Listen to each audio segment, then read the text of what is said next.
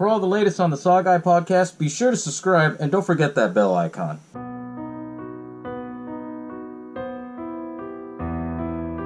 Hello, and welcome to the SaWGuy podcast.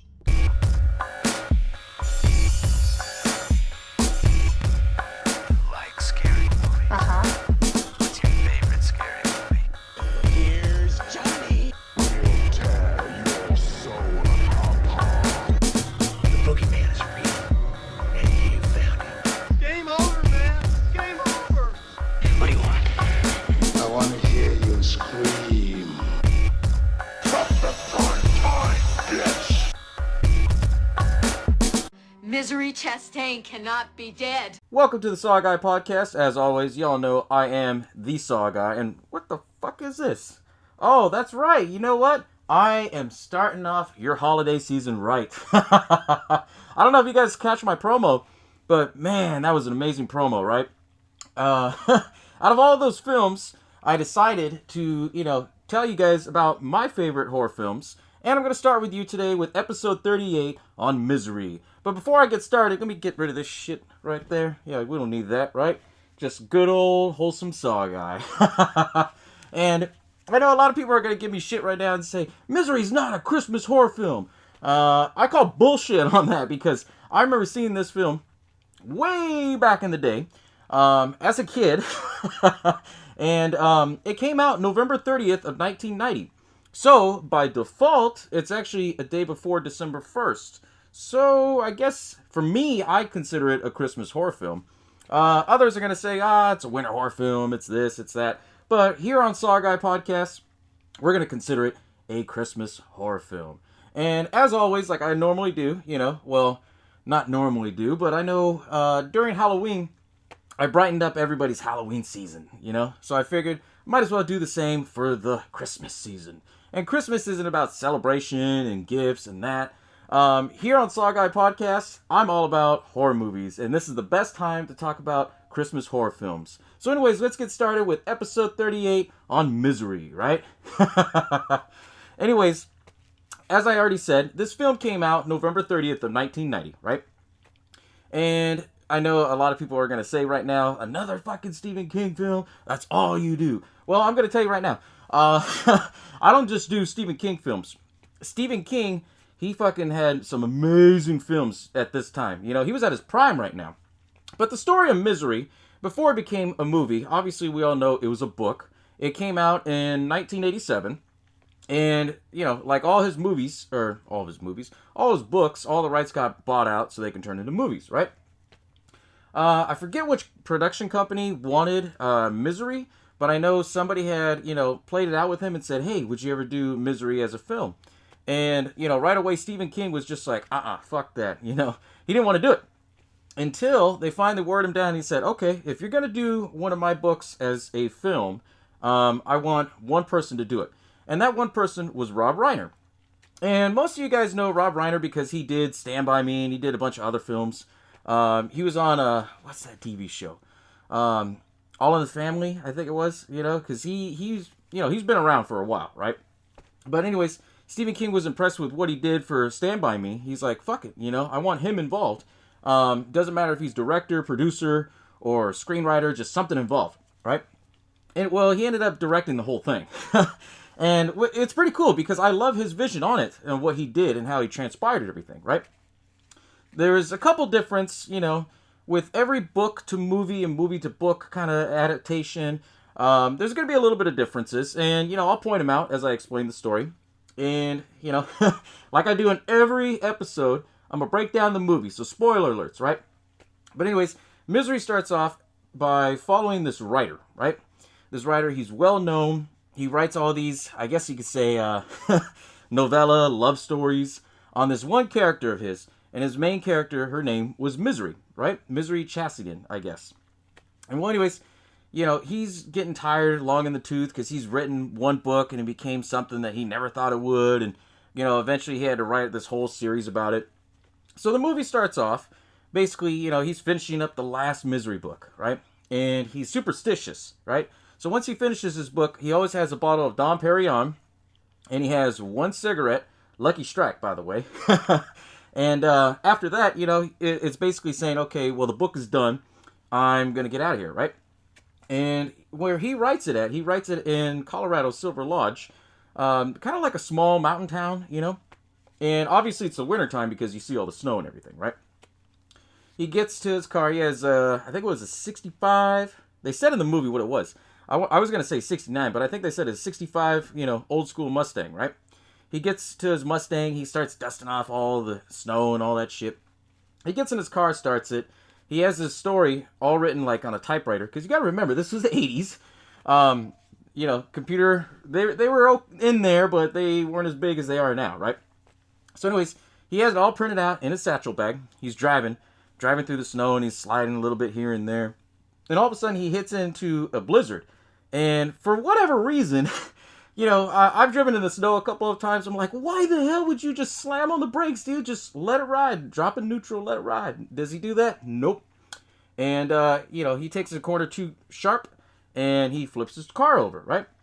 And he gets in an accident. So basically, it's not an epic scene or anything, with the car accident, because I'm kind of glad that they didn't go with, like, the constant twirling and everything like you see in these new movies. But they basically did it more realistic. He slid, veered off, and then, flipped upside down, and then it dragged and went down. And it shows him inside the car, like, all fucked up, right? And all of a sudden, you hear this tuk, tuk, somebody using a crowbar, and they pry open the door, and they pull him out in the snow and the blizzard.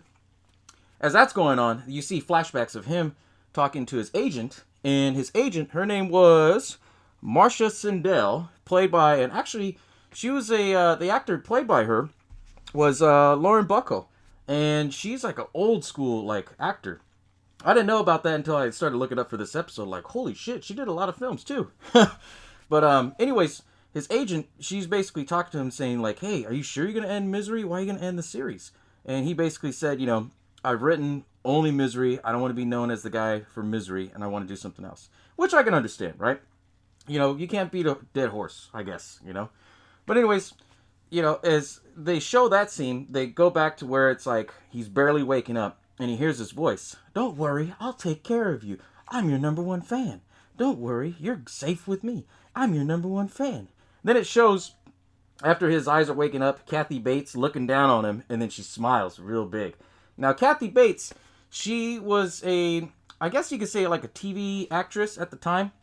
She wasn't really too big or anything, but she got cast in this role, and she did fucking amazing on this, Originally, they wanted Bette Midler. Yeah, the one from Hocus Pocus, right?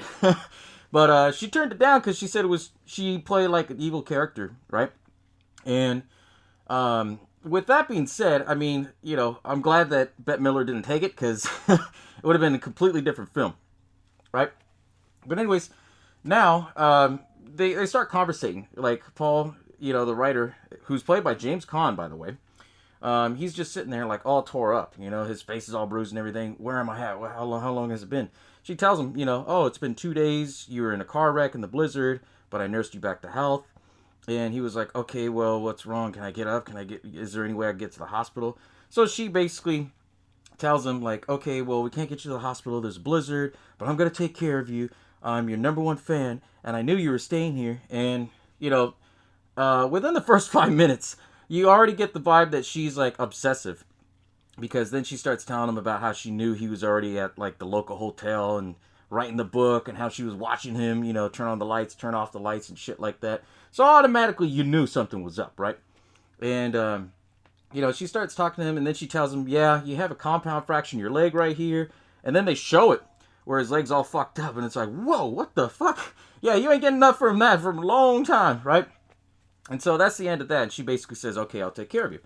Well, anyways, it's like a couple days, because this movie, it goes in different spurts, like all around in time. But it doesn't tell you in the movie. I don't know why, right? But anyways, his agent, she calls and says, hey, I want to talk to the sheriff. And the sheriff picks up. Sheriff Buster and his wife, who's the deputy, right? Because the town is so small. And she basically calls him up and says, hey, I'm calling because I can't find my client. And she basically, was talking to him. And he was like, well, what are you talking about? That famous writer, Paul Sheldon, right? And she was telling him, yeah, well, because he has this weird superstition that whenever he checks out, he always calls me. And, there's back and forth teasing, like, oh, okay, what are you, his wife?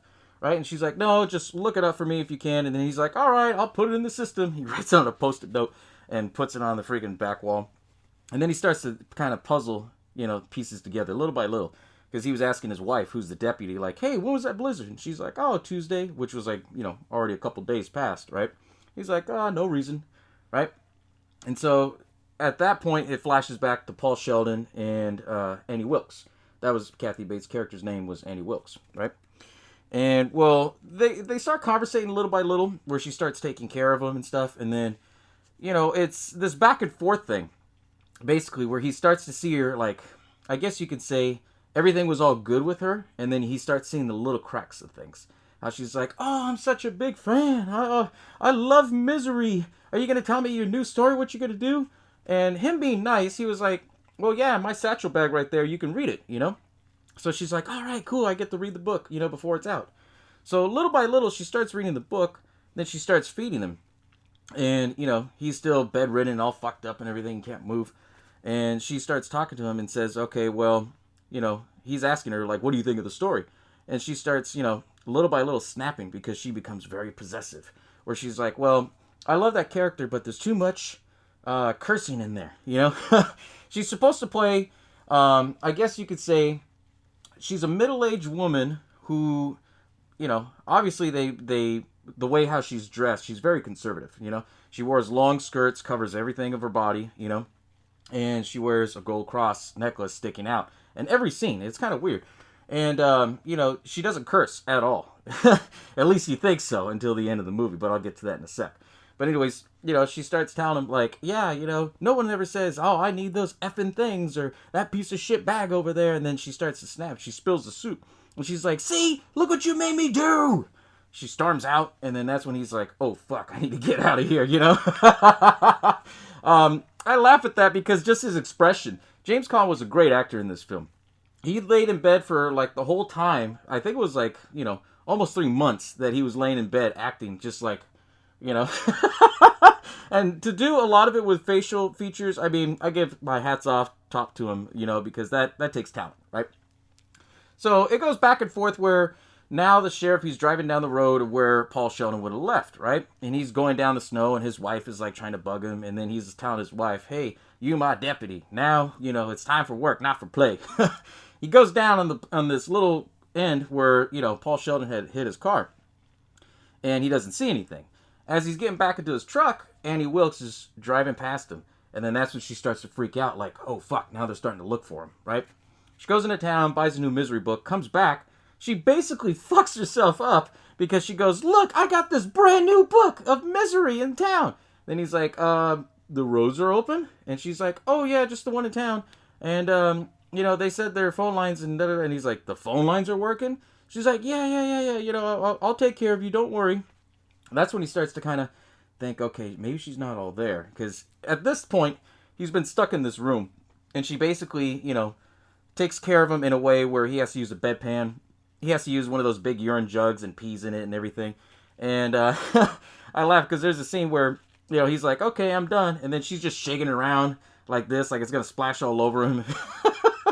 Fucking creepy, right? But anyways, later on they go into the story where she ends up showing that she has a pig. And because she lives on this house, like, on the outskirts of town, and it's just her house with all this fucking mountains and snows and shit. She has a pig, so she comes and brings this pig, and she named the pig Misery, the name of her favorite character from the Misery series, right? What's funny, I got my own Misery pig, too. Check that out. Yeah, I know, I had to. I mean, hey, it's in the holiday spirit, too, right? I know, bad joke. I know, I get it.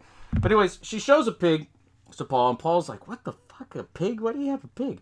Right? And then she starts acting different. Like, her moods go up and down. Like, she's happy, then she's pissed. And she's happy, then she's pissed. And he's like, okay, whatever, right?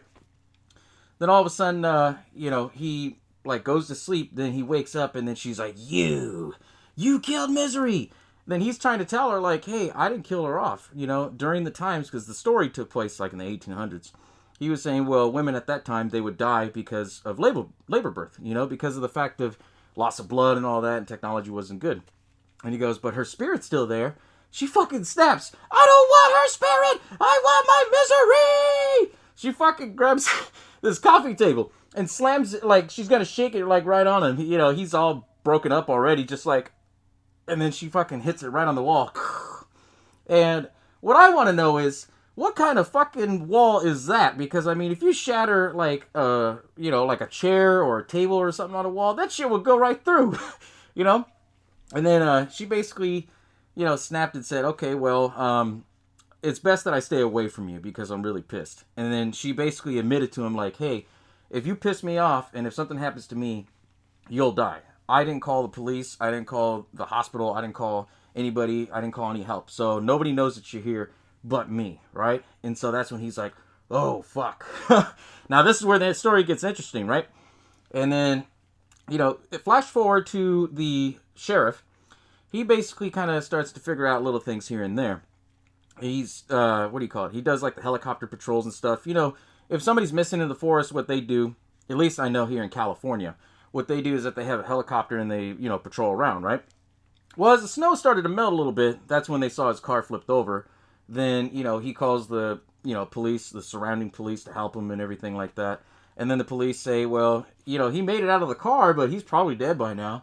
And the sheriff, he was like, well, I don't think he's dead. I think something's up because, you know, he looked at the car and saw that there was like chisel marks from the crowbar that Annie had busted through, right?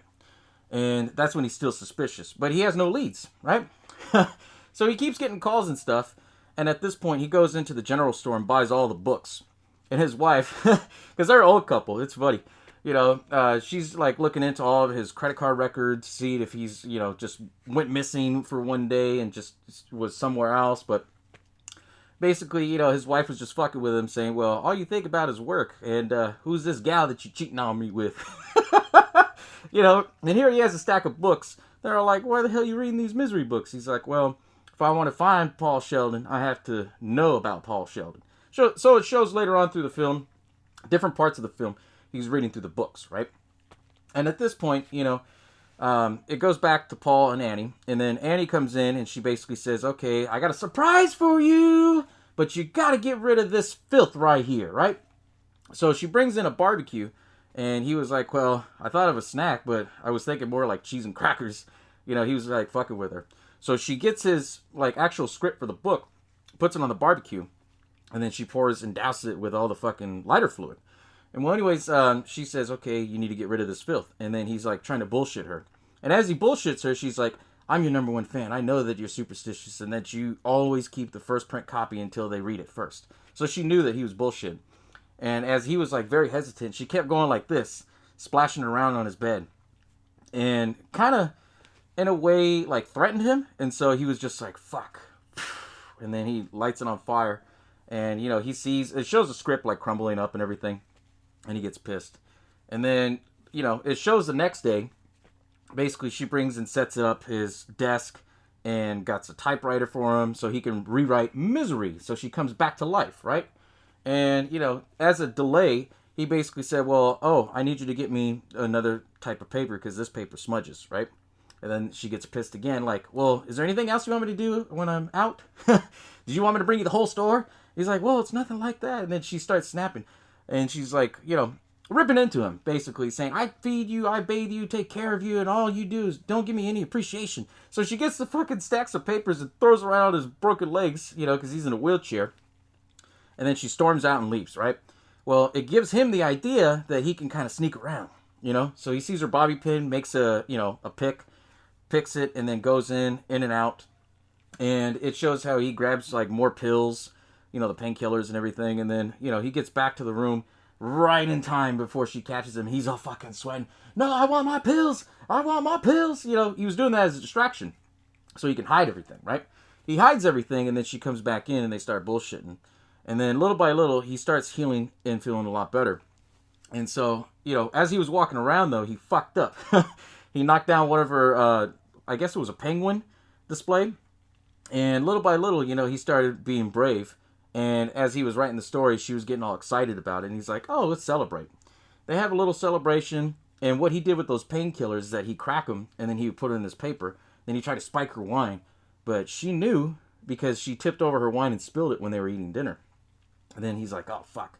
So he grabs a knife, puts it underneath his bed. Little by little, he tries to be sneaky so he could try and plan his escape. Well, all of a sudden, he wakes up in the morning.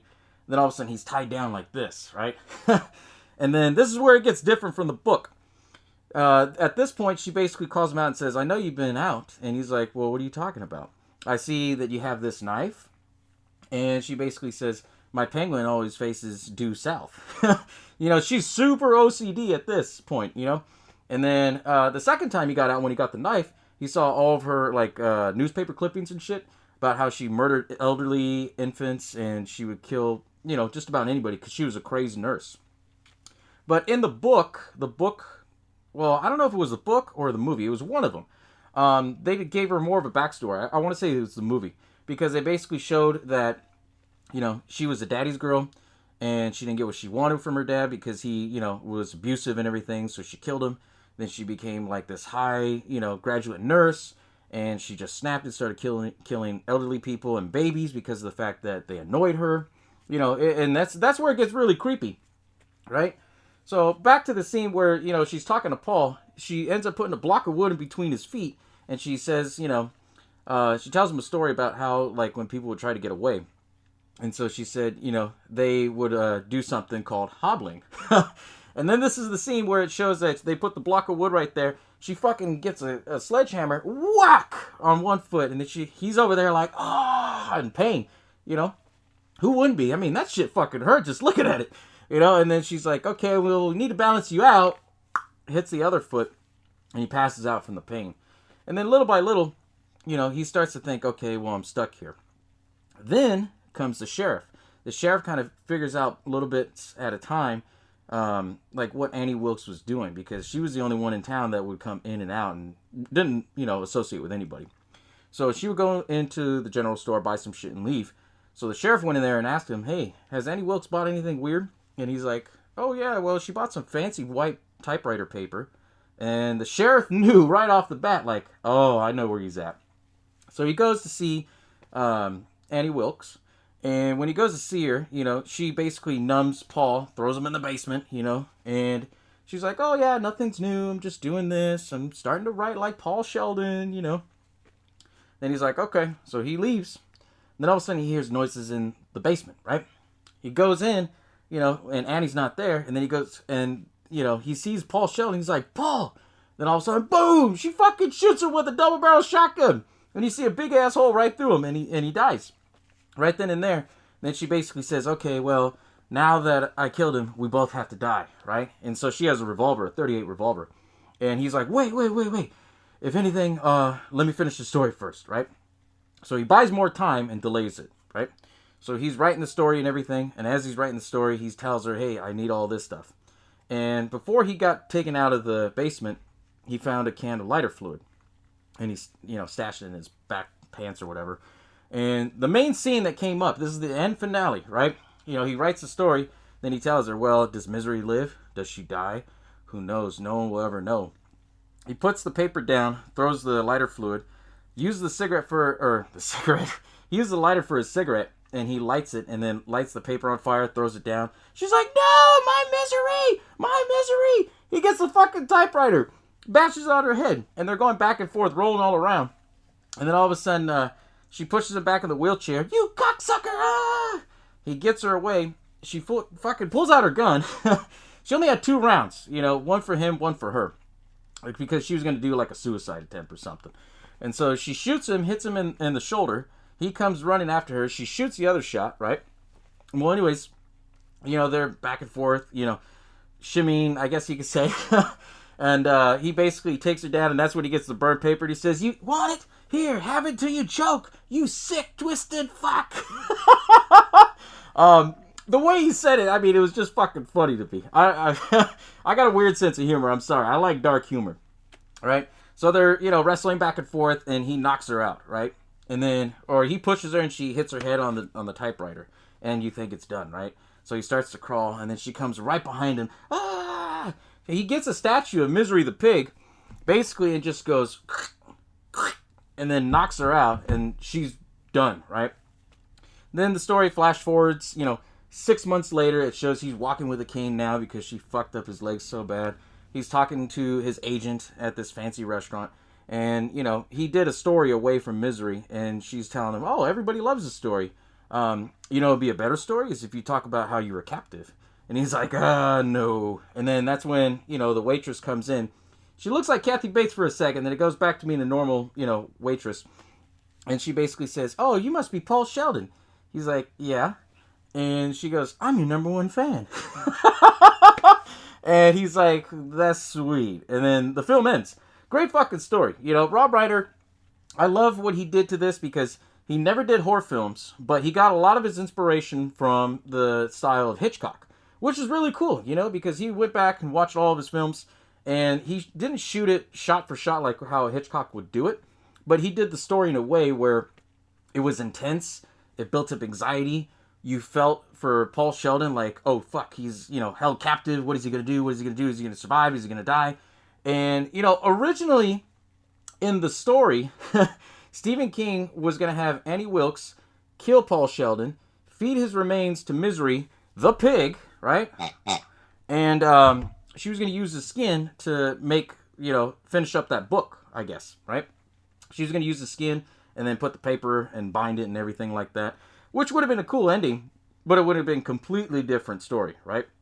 But, you know, with this movie, it didn't garner too much interest because of, you know, the fact that, I mean, the critics love it. I mean, this is the only horror film I think won an Oscar. Because I know Kathy Bates, she won an Oscar for her role in this. But I think it's one of the very few films. Actually, it was the only one until Silence of the Lambs, which is pretty cool, you know. They put the horror genre movies on the map, right? And Kathy Bates was so, you know, good in this role that she basically became like instant stardom. You know, now we see her in American Horror Story, all kinds of movies, right? James Caan, he kind of, you know, faded away a little bit, you know, because he was on the older side of the spectrum, you know. He's done some other movies, but, you know, I guess his son, he does a lot more acting than he does now, so. But what I love about this story is that for the longest time, everybody kept asking Stephen King, you know, what is this story about? You know, what's the themes into it? And he never really mentioned it for a long time. It wasn't until, I believe it was 2010 or 2011 when he mentioned it. But he basically said the adaptation that he did of Misery was the fact that he was going through, you know, withdrawals with drugs. And he was the drug, and he was Paul Sheldon. And that's the analogy that he used with it, and that's how he built the story of Misery, where everything's all nice and dandy and everything, and then all of a sudden, little by little, you see the cracks, and then he can't leave, you know? So, I mean, you can see a lot of that aspects with it. I know there's a lot of people that give their own different interpretations of what, you know, this film means and stuff like that, but what I see about this film, I see it as a great Christmas horror film, honestly. And for all those people that tell me, oh, you know, this isn't a Christmas horror film, look at the date it was released, man, come on! I mean, the day before December, right? It's basically a Christmas horror film. You know, and I always, around the holidays or Christmas time, I usually like to watch, you know, a few good films, you know, nothing too crazy, you know, but you'll see. I mean, if you saw the promo, you know, you'll see what's coming up next, right? But I love this film just because it was just so different. I mean, it's raw, but at the same time, there isn't too much gore. You know, because there's a lot of people at this time, well, more so back in the day than now, that, you know, they don't like gore. And I forgot to mention the hobbling scene, where she breaks his foot, right?